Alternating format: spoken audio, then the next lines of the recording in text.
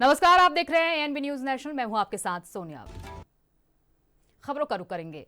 मुख्यमंत्री विष्णुदेव साय ने कौशल विकास को लेकर बड़ी घोषणा की है। उन्होंने बताया कि नीति आयोग, भारत सरकार और छत्तीसगढ़ सरकार के संयुक्त प्रयास से कार्यशाला आयोजित की गई है, जिसमें प्रदेश के युवा, महिलाएं और जनजातीय समुदाय भाग ले रहे हैं। इस अवसर पर महिंद्रा एंड महिंद्रा ट्रैक्टर और राज्य के कौशल विकास विभाग के बीच MOU भी हुआ है। इसके तहत प्रदेश के युवाओं को ट्रैक्टर निर्माण का प्रशिक्षण मिलेगा। मुख्यमंत्री ने कहा कि इस पहल से न केवल हुनर बढ़ेगा, बल्कि बड़े स्तर पर रोजगार के अवसर भी पैदा होंगे।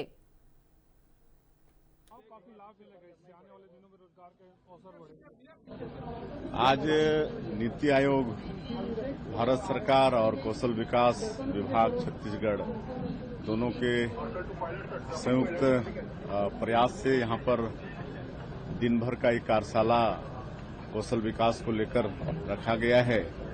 और इस कार्यशाला में विशेषकर हमारे प्रदेश के युवा, महिला और जो ट्राइबल हैं उनको कौशल विकास के क्षेत्र में आगे बढ़ाने के हिसाब से ये कार्यशाला है। और इसमें नीति आयोग से भी आए हैं और मध्य प्रदेश और उड़ीसा से भी जो कौशल विकास के विशेषज्ञ हैं वो आए हैं। तो सबका यहाँ पर व्याख्यान होगा और पूरे प्रदेश से हमारे युवा भाई बहन वो लोग आए हैं। और आज महिंद्रा एंड महिंद्रा ट्रैक्टर और हमारा जो कौशल विकास विभाग है उनके साथ MOU हुआ है। हमारे प्रदेश के युवाओं को वो ट्रैक्टर बनाने का प्रशिक्षण देंगे।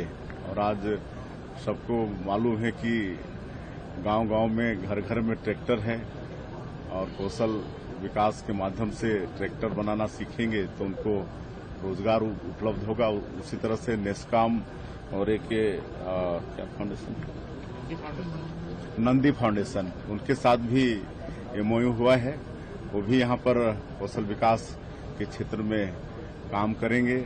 नेस्काम हमारा जो हायर एजुकेशन है वहाँ पर हमारे जो बच्चे हैं उनको कौशल विकास का प्रशिक्षण देंगे। तो निश्चित रूप से इसका लाभ हमारे छत्तीसगढ़ के युवा, महिला और ट्राइबल लोगों को होगा।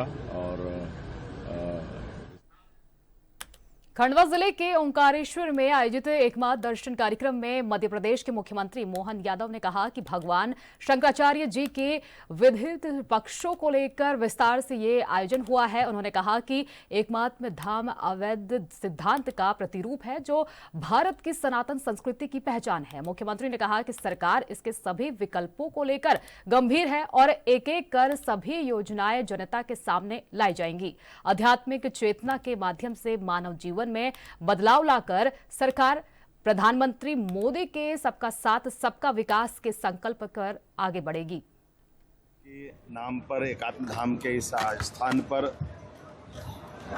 परम पूज्य अवधेशानंद जी महाराज साहब, जूना पीठाधीश्वर और संत वृंद के साथ हमने सुबह से आज बिल्कुल एक अलग प्रकार के आध्यात्मिक, लेकिन भगवान शंकराचार्य जी के विविध पक्षों को लेकर विस्तार से ये आयोजन हुआ है।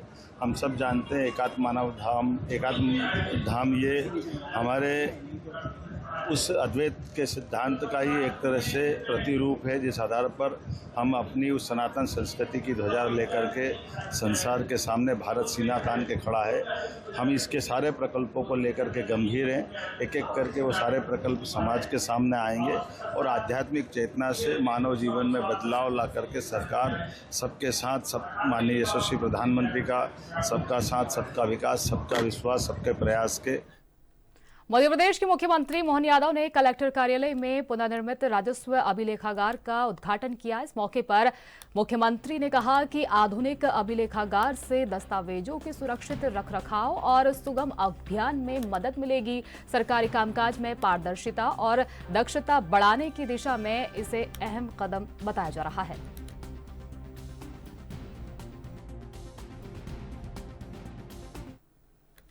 इंदौर में मध्य प्रदेश के मुख्यमंत्री मोहन यादव भाजपा प्रवक्ता नरेंद्र सलूजा के आवास पर पहुंचे। उन्होंने नरेंद्र सलूजा को श्रद्धांजलि अर्पित की। भाजपा प्रवक्ता नरेंद्र सलूजा का बुधवार 30 अप्रैल को निधन हो गया था।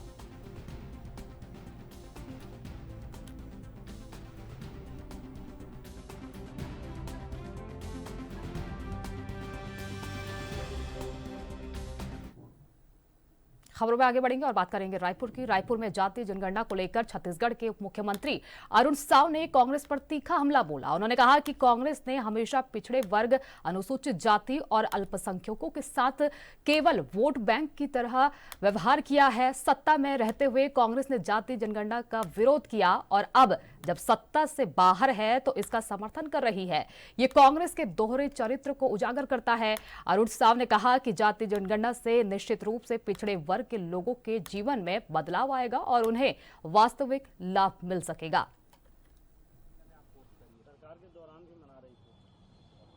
आज अंतर्राष्ट्रीय श्रमिक दिवस है, 1 मई।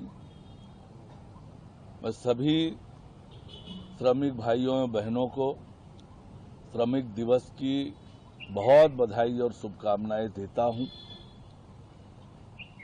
भारत सरकार ने, कैबिनेट की राजनीतिक समिति ने एक बहुत बड़ा और क्रांतिकारी और ऐतिहासिक निर्णय लिया है। आने वाली जनगणना के साथ जाति जनगणना भी होगी।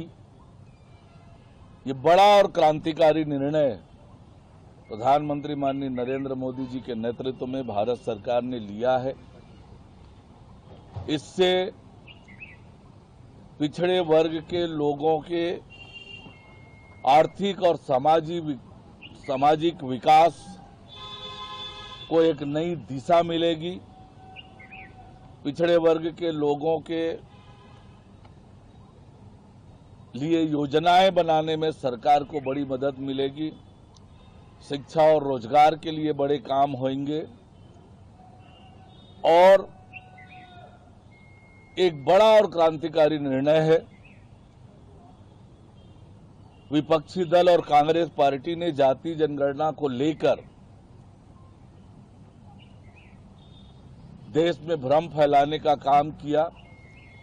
जातीय जनगणना को बंद करने वाली कांग्रेस पार्टी सत्ता में रहते हुए हमेशा जातीय जनगणना का विरोध किया और विपक्ष में आने के बाद इसे लेकर भ्रम फैलाने की कोशिश की। पर ये जो निर्णय प्रधानमंत्री माननीय नरेंद्र मोदी जी की अध्यक्षता में कैबिनेट की जो राजनीतिक समिति है उसने जो निर्णय लिया है, ये देश के लिए बड़ा क्रांतिकारी होगा और देश को आगे बढ़ाने में बहुत बड़ा मददगार होगा। छत्तीसगढ़ के उप मुख्यमंत्री विजय शर्मा ने सरेंडर करने वाले नक्सलियों और नक्सल पीड़ित परिवारों को प्रधानमंत्री आवास योजना का लाभ देने पर कहा, सर्वप्रथम ये छत्तीसगढ़ सरकार की संवेदनशीलता है। विष्णुदेव साय के नेतृत्व में ये अभूतपूर्व कार्य हो रहा है। बस्तर में जिन लोगों ने पुनर्वास किया है, यदि उनके नाम प्रधानमंत्री आवास में नहीं है तो भी उन्हें आवास मिल रहा है। ये सर्वप्रथम तो ये छत्तीसगढ़ की सरकार की संवेदनशीलता है जो दिखाई गई है। ये सबसे बड़ा विषय है। दूसरा ये है कि सबको लोगों को विश्वास होगा, बस बातों ही बातों में नहीं है भाई। अब तक न हो सका अभूतपूर्व कार्य माननीय विष्णुदेव साय जी के नेतृत्व में हो रहा है। बस्तर में वो लोग जिन्होंने पुनर्वास किया है उनको नाम अगर प्रधानमंत्री आवास में नहीं है तो भी उनको मिल रहा है। वो लोग जो नक्सल पीड़ित हैं जिनका नाम प्रधानमंत्री आवास की सूची में नहीं है तो उनको प्रधानमंत्री आवास दिया जा रहा है चिन्हांकन करके। मैं सोचता हूं कि इससे दृढ़ होगा विश्वास, लोगों के अंदर तक सबके मन में विश्वास बैठेगा। जो पीड़ित है उनके मन में भी विश्वास आएगा कि हमारी चिंता सरकार कर रही है। जिन्होंने पुनर्वास किया है उनके मन में भी विश्वास आएगा और जो पुनर्वास करने वाले हैं भविष्य में उनको भी सरकार के ऊपर विश्वास। पूर्व मुख्यमंत्री और कांग्रेस नेता भूपेश बघेल ने केंद्र सरकार पर निशाना साधते हुए कहा कि ट्रिपल इंजन सरकार केवल कहने भर की है। उन्होंने आरोप लगाया कि दिल्ली में छत्तीसगढ़ सरकार की कोई नहीं सुनता। बघेल ने धान की खरीदी और चावल की नीलामी का मुद्दा उठाते हुए कहा कि अगर केंद्र सरकार पूरा चावल उठाती तो राज्य को नीलामी नहीं करनी पड़ती और 1000 रुपए प्रति क्विंटल का नुकसान नहीं होता। उन्होंने कहा अगर ये क्षति ऐसे ही होती रही तो आने वाले समय में धान खरीदी भी प्रभावित हो सकती है। कैसे देख रहे हैं सर आप? ट्रिपल इंजन का असर देखिए, कहने भर के ट्रिपल इंजन है। छत्तीसगढ़ सरकार की कुछ चलती नहीं दिल्ली में। यदि डबल इंजन की सरकार है तो छत्तीसगढ़ को घाटा क्यों होना चाहिए? केंद्र सरकार को पूरा यदि धान का चावल उठाते तो नीलामी नहीं करना पड़ता और 1000 रुपये प्रति क्विंटल के हिसाब से नुकसान नहीं होता। ये जो नुकसान होगा वो छत्तीसगढ़ जैसे गरीब राज्य के नुकसान है, और यदि इस प्रकार से क्षति होते रहे फिर धान खरीदी भी इससे प्रभावित होगा, इसको बहाना मिलेगा नहीं।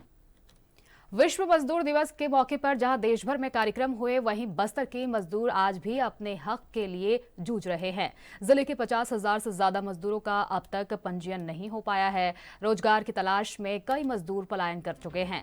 जगदलपुर टाउन हॉल में आयोजित कार्यक्रम में मजदूरों ने सरकार से सुविधाएं और बीमा की मांग दोहराई। पात्र मजदूरों को सिलाई मशीन और चेक वितरित किए गए। विधायक किरण सिंह देव ने मजदूरों की मांगे मुख्यमंत्री तक पहुंचाने और समाधान का भरोसा दिलाया है।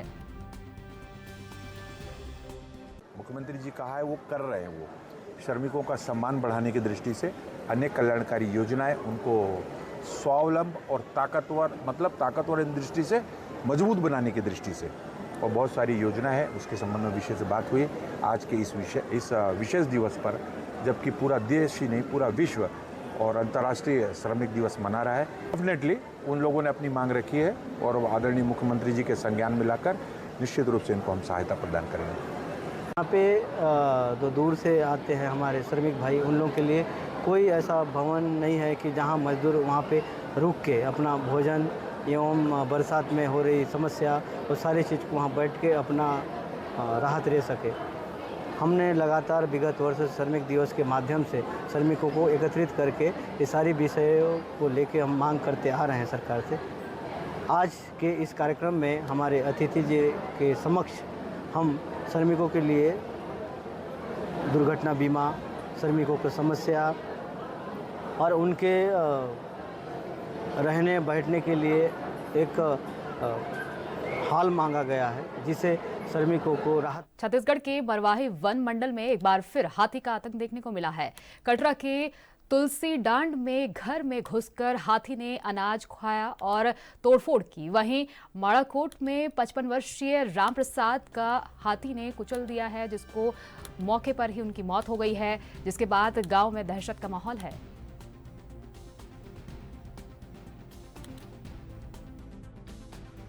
जैसे ही हमको हाथी का सूचना मिला कि हाथी माड़ाकोट की ओर मूवमेंट बनी हुई है, तो हमारी टीम वन विभाग का अपने और हाथी मित्र दल दोनों टीम लगातार जुटी हुई है। उन लोग सतत निगरानी में लगी हुई हैं। अच्छा सर, यह क्या नाम है मृतक का? राम प्रसाद, पिता का नाम मनोहर और जाति पाव। निवासी कहाँ का सर? ये पंडरी पानी माड़ाकोट। अच्छा सर, यह कितने समय का घटना है लगभग? ये तो सूचना हमको मिला है 2 बजे के आसपास दिन में मिला है। छत्तीसगढ़ के कवर्धा में ड्यूटी के दौरान शराब के नशे में पाए गए अभिरक्षक अभिषेक लकड़ा को एसपी धर्मेंद्र सिंह ने तत्काल निलंबित कर दिया है। एक जागरूक नागरिक की सूचना पर जांच कराई गई, जिसमें पुष्टि हुई कि आरक्षक नशे में ड्यूटी कर रहा था। मामले को गंभीरता से लेते हुए विभागीय जांच के आदेश भी जारी किए गए हैं। एसपी ने स्पष्ट किया है कि ड्यूटी में लापरवाही और अनुशासनहीनता बर्दाश्त नहीं की जाएगी और जीरो टॉलरेंस की नीति के तहत सख्त कार्रवाई की जाएगी। 126 अभिषेक लकड़ा, जो शराब के नशे में वर्दी के पहने हुए अपने ड्यूटी स्थल पर था और इधर उधर घूम रहा था, तो उसके संबंध में एक जागरूक नागरिक ने सूचना दी पुलिस को कि एक आरक्षक इस अवस्था में पाया गया है। तत्काल पुलिस अधीक्षक महोदय ने इस बात को संज्ञान में लेते हुए आरक्षक को निलंबित कर दिया है और उसके खिलाफ में अग्रिम विभागीय कार्रवाई की जाएगी। कोंडागांव में एक बार फिर सड़क हादसों और ट्रैफिक नियमों की अनदेखी पर सख्त रवैया अपनाया गया है। सड़क सुरक्षा समिति की बैठक में जब जिम्मेदार विभागों के बीच तालमेल की कमी उजागर हुई, तो कलेक्टर ने अधिकारियों की जमकर क्लास लगा ली। बैठक के कुछ ही देर बाद यातायात पुलिस और आरटीओ की टीम अचानक सड़कों पर उतर आई और रायपुर नाका तिराहा बाना कार्रवाई का केंद्र अनफिट वाहनों के खिलाफ कार्रवाई हुई और नियम तोड़ने वालों से मौके पर जुर्माना वसूला गया। अचानक शुरू हुई इस जांच कार्रवाई से लोगों में खलबली मच गई और कई लोग रास्ता बदलते हुए नजर आए। जिन्हें भनक नहीं लग सकी, वो सीधे पुलिस की पकड़ में आ गए। अभी देखिए, आज जो है कलेक्टर मैडम की अध्यक्षता में जिला सड़क सुरक्षा समिति की बैठक का आयोजन किया गया था और जो बैठक में मैडम द्वारा और एसपी सर के निर्देश में यातायात विभाग, परिवहन विभाग और पुलिस की जो है संयुक्त कार्रवाई यहाँ जारी देख पा रहे होंगे। और यहाँ जो है बिना हेलमेट, बिना सीट बेल्ट के जो वाहन चालक चला रहे गाड़ी, उन पर कार्रवाई की जा रही है। सर, हफ्ते भर पहले एक एक्सीडेंट हुआ था, बस जो दुर्घटनाग्रस्त हुई थी उसका फिटनेस और सीसीटीवी के कागजात थे वो वैध नहीं थे। क्या बसों के सर्टिफिकेट और ये सब चेक नहीं किए गए? हाँ, बसों में भी जो है निरंतर कार्रवाई की रही थी। अभी लास्ट एक्सीडेंट हुआ उसके बाद भी हमने जो है लगभग 20 से 25 बसों पे ओवर स्पीडिंग और सब दस्तावेज जो वैध नहीं थे उन पर कार्रवाई करके, और जो एक्सीडेंट हुआ था उसके जो है चालक का लाइसेंस जो है निलंबित किया जा चुका है। आज सड़क सुरक्षा को लेकर जिला स्तरीय समिति है, उसकी बैठक आयोजित की गई थी। इस बैठक में आरटीओ, पुलिस विभाग से, स्वास्थ्य विभाग और पीडब्ल्यूडी, एनएच, पीएमजेएसवाई, नगर पालिका, इन सभी के अधिकारी उपस्थित थे। और वर्तमान में जो दुर्घटनाएं हो रही हैं उनको देखते हुए जो एनएच है वहाँ पर जो ब्लैंक स्पॉट है उनको चिन्हांकित करके वहाँ पर मार्गदर्शिका पट्टिका लगाना कि ये दुर्घटनाजन्य स्थल है, कृपया सावधानी से चले, धीमी गति से इस मार्ग पार करें। दूसरा, हेलमेट के लिए लोगों को जागरूक करना और कॉलेजों में इस संबंध में वर्कशॉप आयोजित करने के लिए भी दिशा निर्देश दिए गए कि लोग सड़क में चलने के जो नियम हैं उससे। इस बुलेटिन में फिलहाल के लिए इतना ही। देश और दुनिया से जुड़ी तमाम बड़ी खबरों के लिए देखते रहिए ANB न्यूज़ नेशनल।